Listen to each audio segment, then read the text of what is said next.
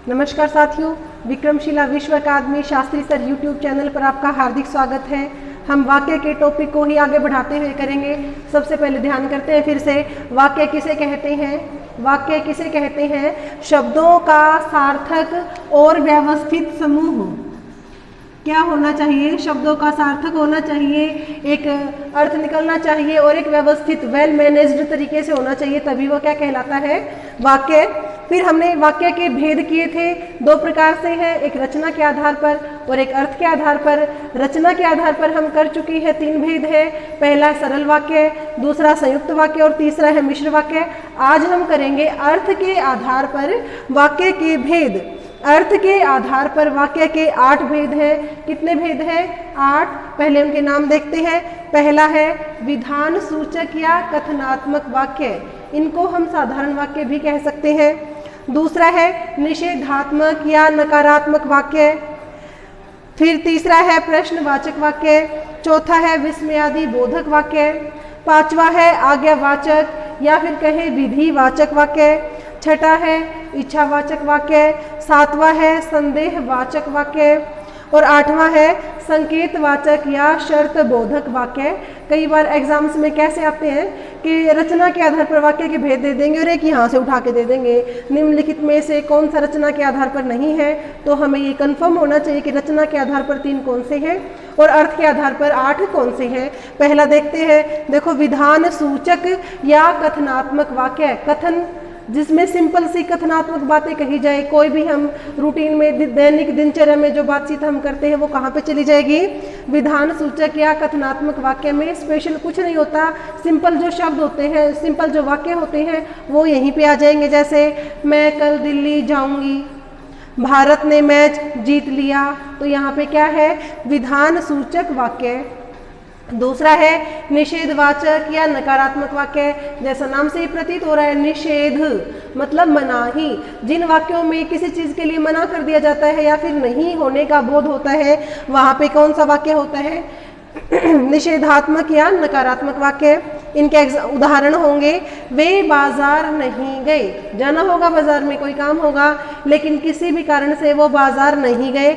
हमें यहाँ पे न नहीं मिलेंगे प्रयोग के तौर पर। आज अध्यापक ने कक्षा नहीं लगाई, तो नहीं से क्या बोध लगा कि नहीं लगी है क्लास। अगर यहाँ से हम नहीं को हटा देते हैं, आज अध्यापक ने कक्षा ली, तो कहाँ चला जाएगा? विधान सूचक या कथनात्मक वाक्यों में। फिर तीसरा है प्रश्नवाचक वाक्य।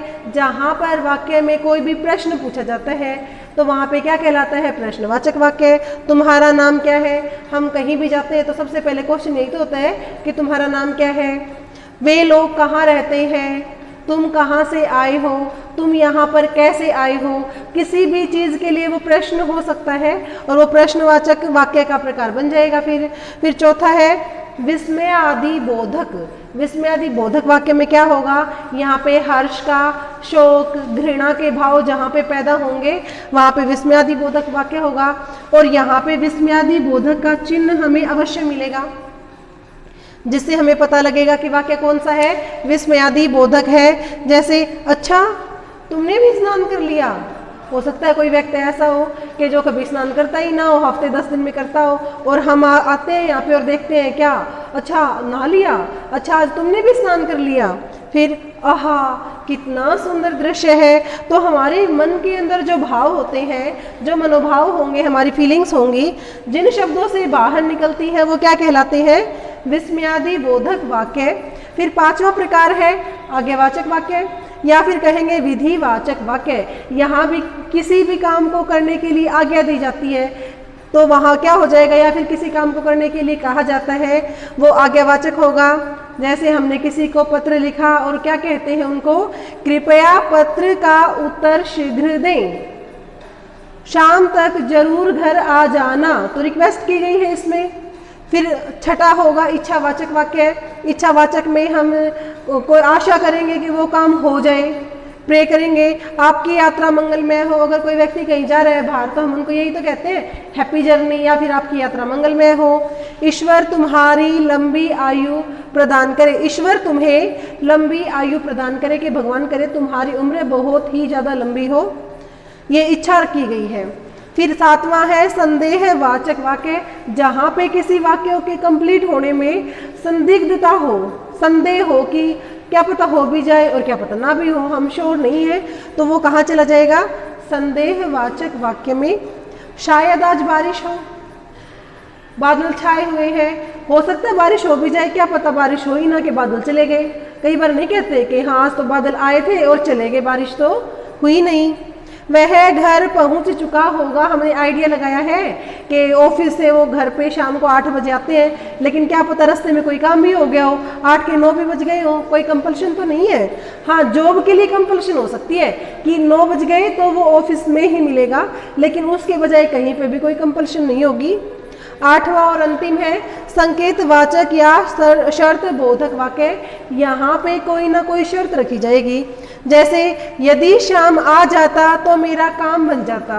मैंने बुलाया था श्याम को किसी काम के लिए और वो नहीं आया, अगर श्याम आता तो मेरा काम बन जाता, श्याम आया नहीं और मेरा काम बना नहीं।